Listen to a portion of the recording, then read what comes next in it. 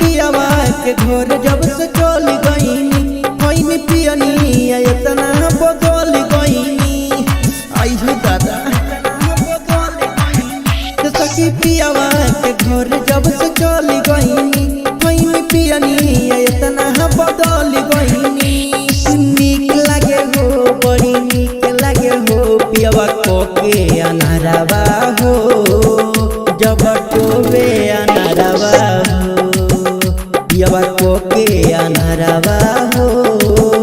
जब टोबे अनारवा हो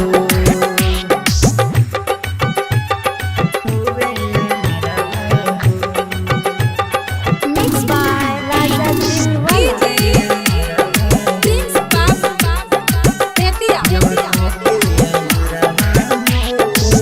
सजिया पयावत पिया हाथ जब धइले हमारा से रात भर खूब बतियले चाटी गईले राजा हाली हाली हमारा उठवा के लाली काटी काटी खाए लगले छाली टूटल कनवा के बाली अरे देवे लगनी काट जब कैल शुरुआत मन में उठल लहरावा हो जब टोबे अनारवा हो पियावा को के अनारवा हो जब टोबे अनारवा हो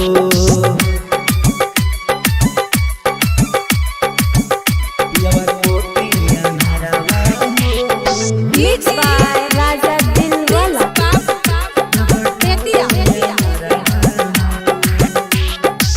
राइटर नरेंद्र से खुश हम बानी उनहिला बाटे ई हमरो जवानी जमुन से सुख बड़ी मिले या पलंगियो भी हिले लेत रहनी माजा तिले तिले राजा दिलवाला हीरे अरे भोरवा के किस ले हम कोरतानी मिस मजा दीना ला भरवा हो जब टोबे अनारवा हो